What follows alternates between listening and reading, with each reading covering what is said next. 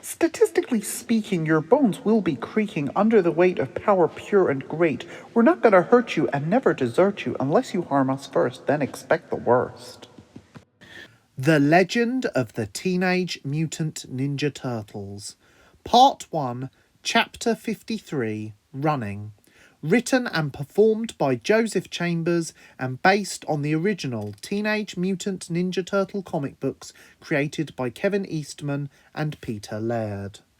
It was just after lunchtime when Leonardo saw the news belatedly reporting the deaths of 48 office workers at a nearby newspaper producer. He had taken a rare break from training and had turned on the news, just in case he noticed anything about TCRI, and became horrified by the harrowing story. It appeared that the deaths had been particularly gory, as some victims had had their bodies practically torn in half. However, some of them appeared to have been hit by some sort of intense heat projectile instead. They had already confirmed the cops had no leads and they were closing the premises and the surrounding block until further notice. Just then, Master Splinter entered the room and gloomily uttered, "Truly a waste. I can never understand the types that go around performing atrocities like that." "They haven't solved the case yet," Leo announced. "I feel that we should do something. I don't know. I just want to help."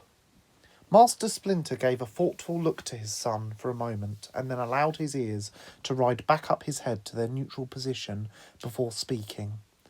"I fear that the area could still present a vast amount of grave danger, not to mention I am not sure how you would cope with the unpleasantness of a crime scene." Leonardo stared down at his two-toed feet for a few moments before saying, "I am not prepared to rely on the rest of the world. If there is a problem, you should do your best to solve it." His father seemed to look concerned for a moment before replying, "I commend your attitude. Do what you feel is right." It was then that the news programme scrolled over an image of the revolving glass doors of the newspaper producers and the fact that a red footprint had been spray painted onto the door. Leonardo knew this could not be a coincidence and now had more than enough motive to act. Later that day, Leonardo was talking to his brothers about investigating the horrendous homicides further. The red footprint symbol on the door would indicate that this is connected to TCRI and the Shredder. We've seen what he is capable of. Certainly, if he was to commit a crime like this, no one would know about it. He seems smart enough to not leave any evidence that the police would be able to trace back to him, Leonardo said.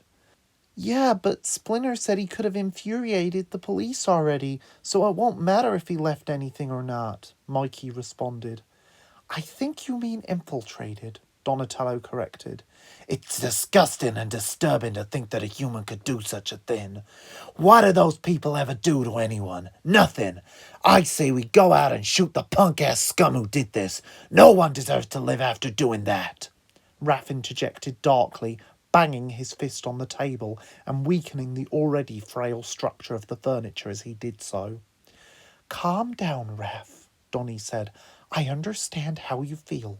To be honest, I agree with you, but we cannot afford to go about killing people, no matter how much we want to.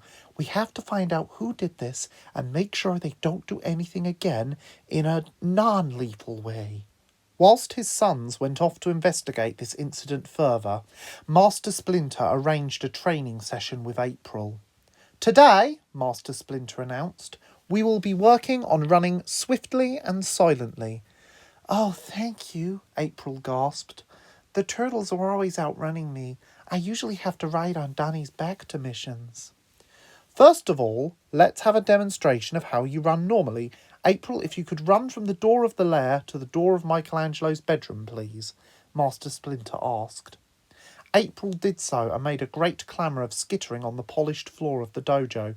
She was neither slow nor super fast. Master Splinter then ran across the lair and there was a noticeable variation between the two runners.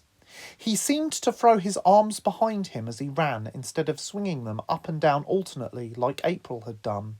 He also seemed to lean forward, bending his legs with every stride and using only the balls of his feet to land on. April observed how he relaxed his ankles as he landed and tensed them up again when they lifted. April took all of this in remarkably quickly and immediately tried it.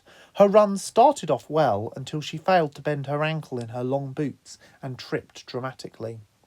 Master Splinter came over and helped April up before adding, "Perhaps we should try this exercise without your impractical footwear." Meanwhile, the day had turned violently grim for the turtles. They came to the modern build newspaper producers after a short run through the sewers and emerged just outside it. Thankfully, the whole street had been surrounded with yellow police tape and was therefore abandoned, so the turtles could move about relatively freely, although they did have to dodge a couple of hazmat-suited forensic scientists rummaging in a nearby hedge for anything of consequence. The office would have probably been quite a pleasant place to be before the genocide. The building, which was 4 stories high, was composed of rather large, long windows surrounded by red bricks. The top left corner of the front of the structure appeared to have been removed completely, as all that was left was a round, smooth hole with black edges. Another similar but slightly smaller hole had been created in the middle of the front of the office. Other, rougher holes appeared to have been bashed into the wall from the inside, including one where a window had clearly sat. The window now lay unrecognisable at the turtle's feet.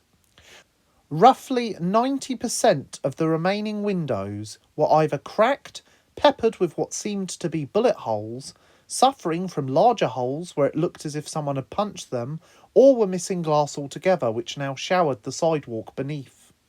At the bottom of this building, it had a large glass revolving door that clearly displayed the bold logo of the newspaper company. The logo consisted of the shape of a raven in teal with the words Emerald Raven in capitals carved into the 2 wings of the bird.